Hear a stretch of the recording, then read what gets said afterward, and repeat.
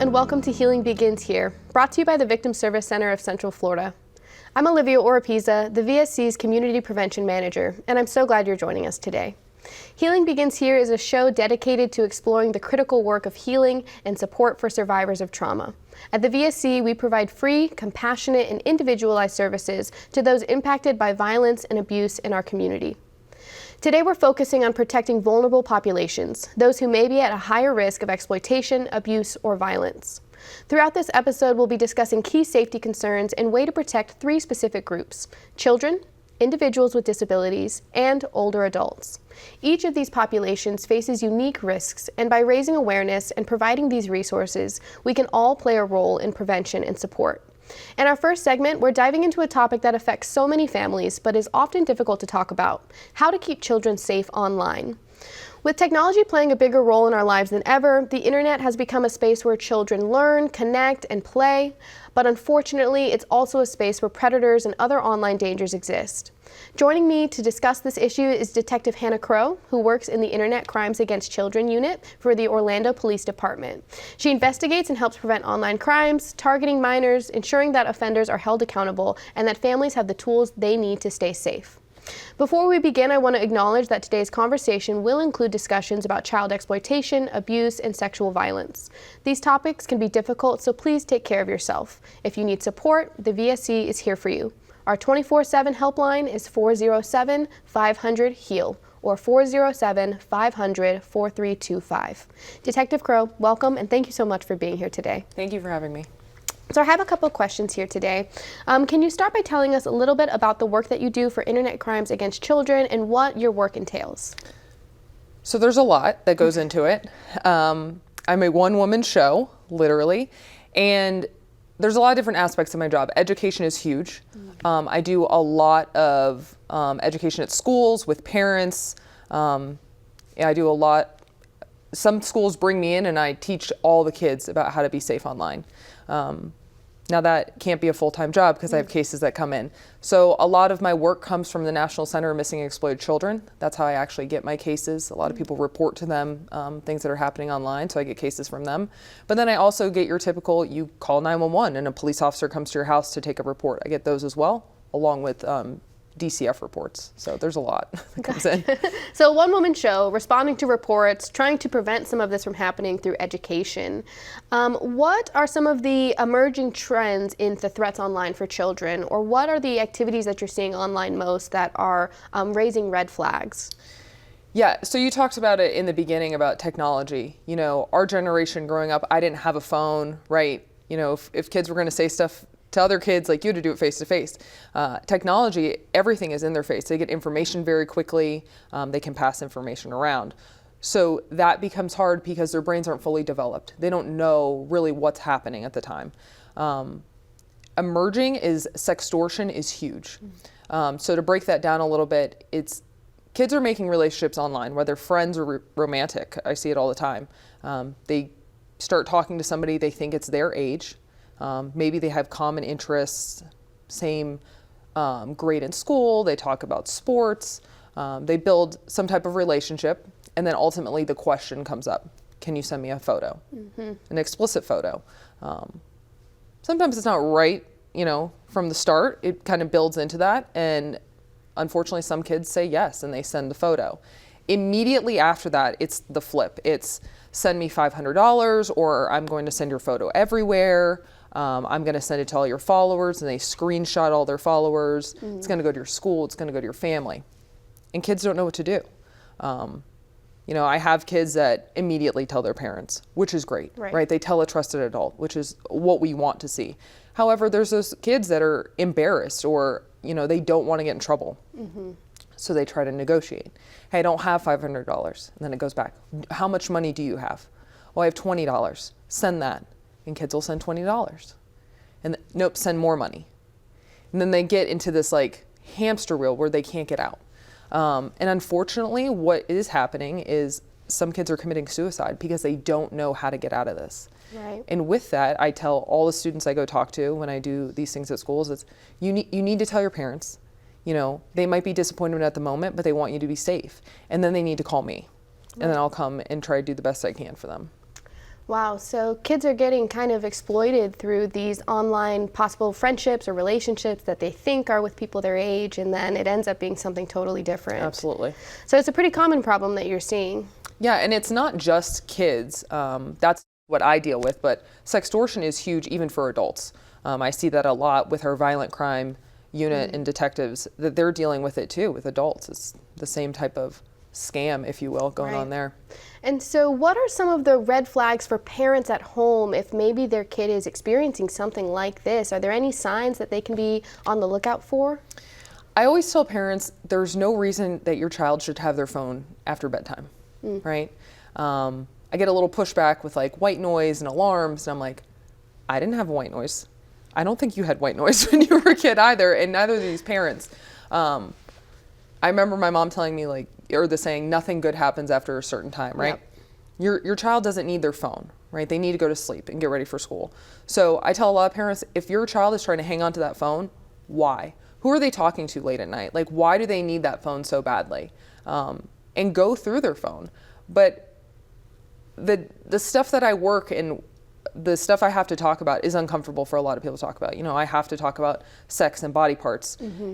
And that gets uncomfortable for kids to talk to their parents. And I would just say having an open conversation, an open floor to talk about that stuff at home, not to be weird about it, but just put it out there. I think the kids feel more comfortable. Hey, somebody asked me for this, rather than, later on trying to backtrack that. But going through your kid's phone, it's not their phone. It's your phone that you're providing for them. And I tell parents all the time, and I tell students that I go to, they can go and look in your phone. Would you want your parents to look through your phone right now? Right.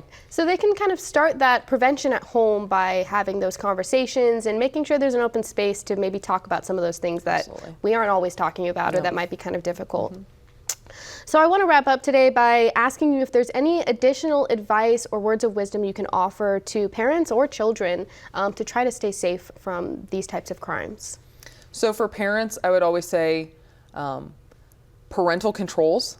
There are so many I can't even keep track, but if there is a social media platform, even a game, you can Google a parental control and put it on your child's phone. They just come up with more and more every day. For students and children, I always tell them, don't share information with people you don't know in real life. A lot of them are making friends on different gaming sites or social media platforms. They give a lot of information. And I always tell them, if you don't know them in real life, don't share that information with them. Right. Well, that sounds like solid advice and something that they can take an actionable step forward for. Detective Crow, I want to thank you so much for being here today and for sharing about your expertise on this knowledge and for the work you do day in and day out to respond to these crimes and to help prevent them in the first place. Thank you for having me. For sure. So today we talked about internet safety, and I know it can feel overwhelming for parents and guardians at home, but the information provided here today is a great starting point for families to have these critical conversations and to take these proactive steps. For anyone watching, if you suspect online exploitation or you have concerns about your child's online safety, please don't hesitate to report it. The National Center for Missing and Exploited Children has a cyber line at www.missingkids.org, where reports can be submitted 24/7. And of course, you can always reach out to our law enforcement for immediate assistance. Stay with us. Upcoming next, we'll be continuing our conversation about protecting vulnerable populations as we discuss support and resources available for individuals with disabilities. Thank you for watching, and we'll be right back.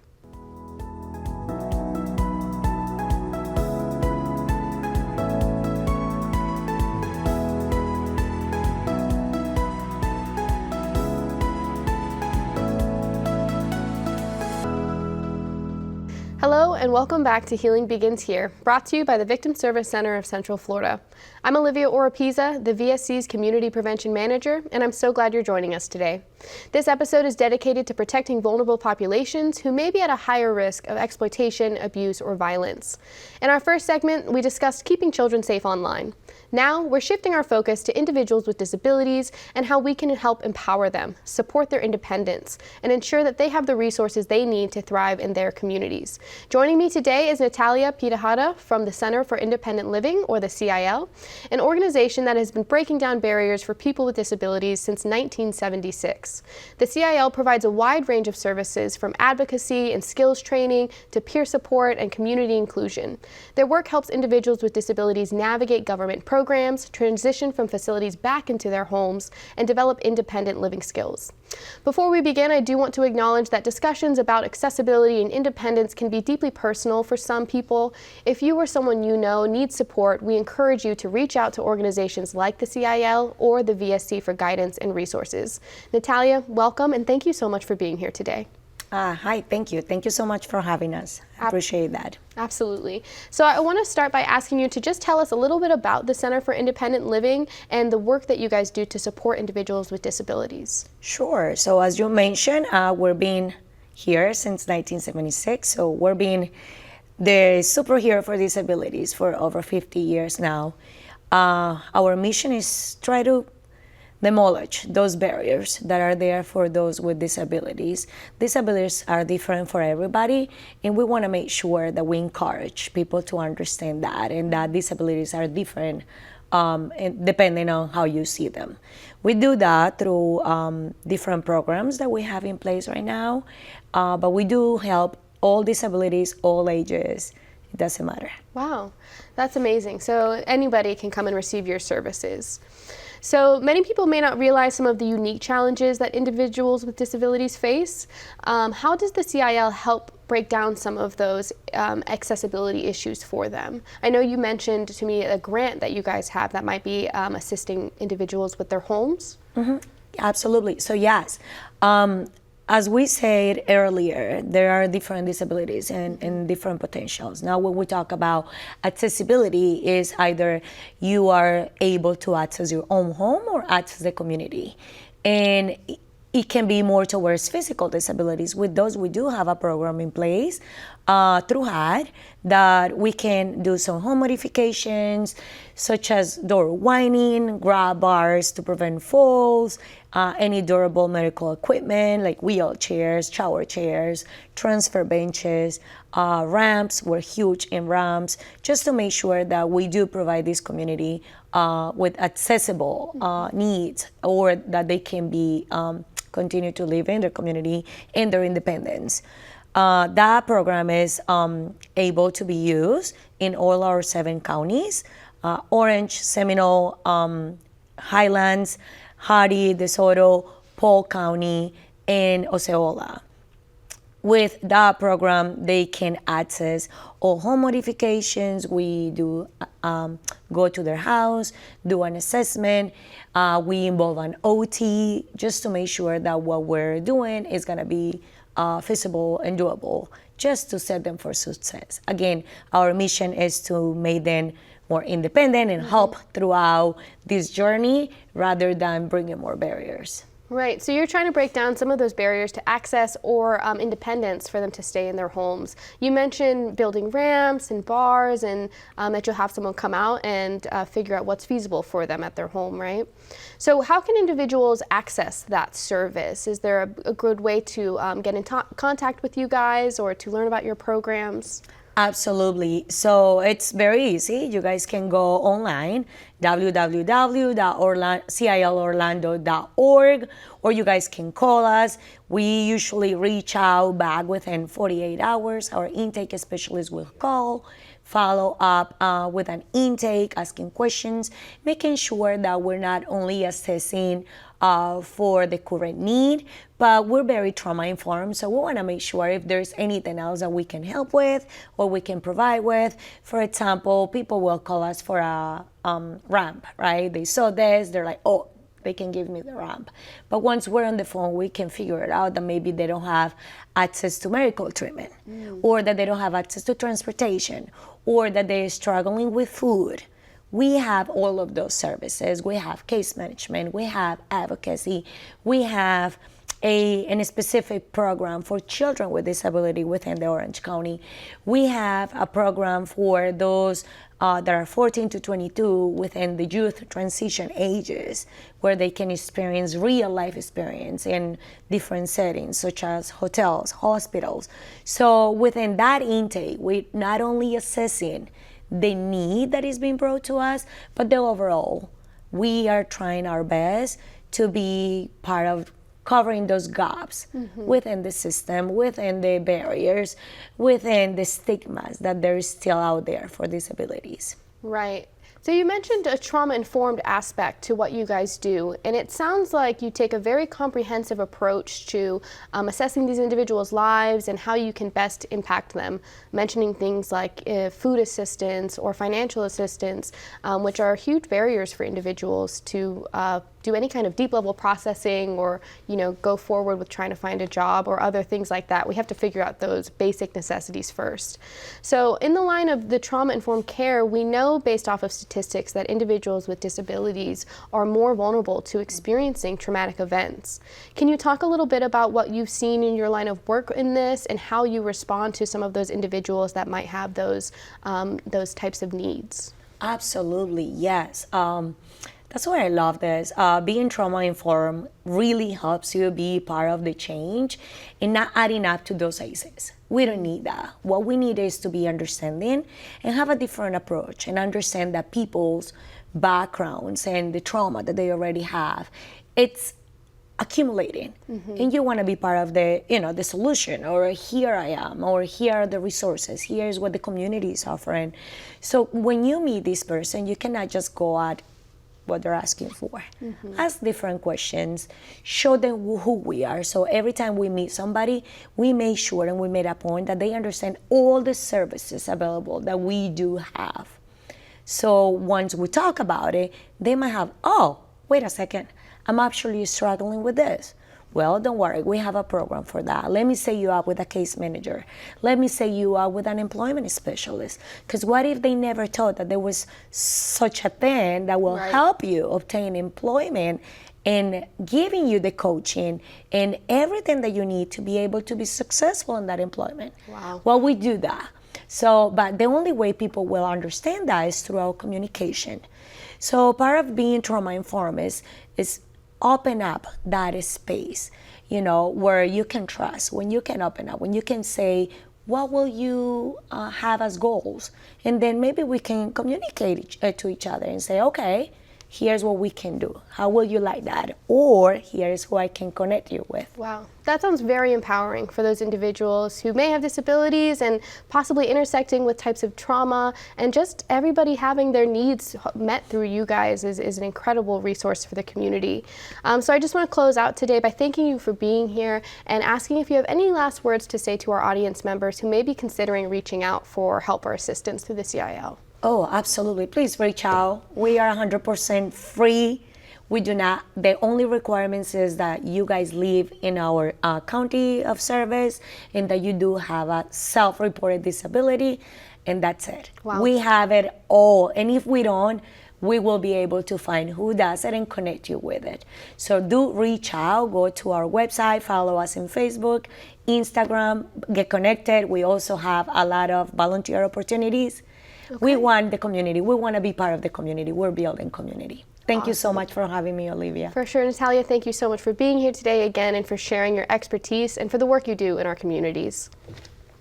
Independence is something that many of us might take for granted, but for so many people, having the right resources and support makes all the difference. If you or someone you know could benefit from the Center for Independent Living Services, I encourage you to reach out to them. You can find more information on their website at cilorlando.org. And remember, if you or someone you know has experienced violence, exploitation, or abuse, the Victim Service Center is here to help. Our 24/7 helpline again is 407-500-HEAL or 4325. Stay with us as we move on to our final segment, where we'll be discussing how to protect and support older adults, another vulnerable population in our communities. Stay tuned.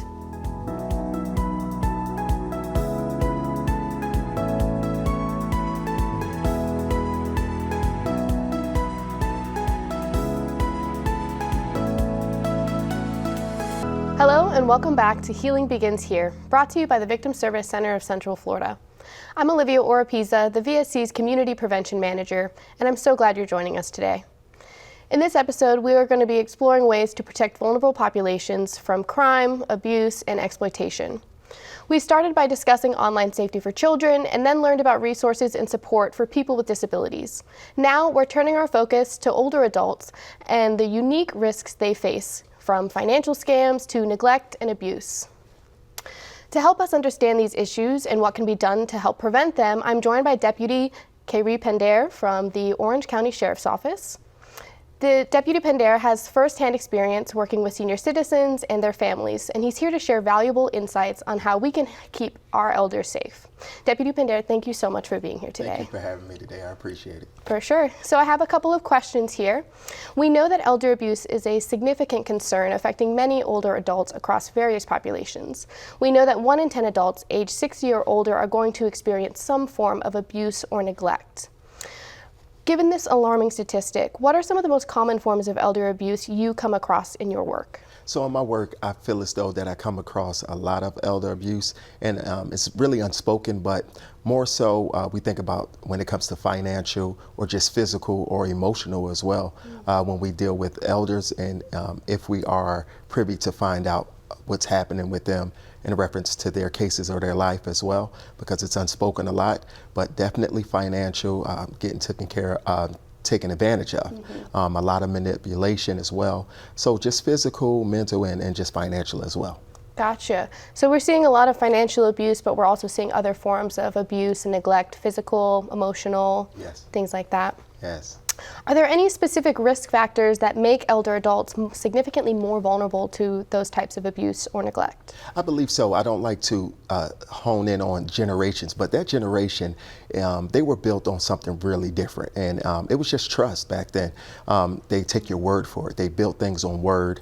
A handshake was like, okay, and I'm believing that you're going to follow through with what you said. So they still go off the principles that they have, even though times and individuals have changed. So they try to stick to those principles and not really safeguard those things that they're sticking to or what they have as well. So that kind of put them into a different perspective when it comes to trusting individuals that are around. So it makes them more prone to be victims of these things. Interesting. So a generational difference in how we trust strangers or other Yes. people might affect our vulnerability to Yes. being exploited or abused. Yes, it really does. They elders are just built different, Yeah. just that I'm going to take your word. So now, with different generations, no word is not a lie. It's like, you need to show me something, or I need to see. It's almost like a quid pro quo. I need something for something in return. Right. For me to be able to progress or even take your word and listen to what you're saying.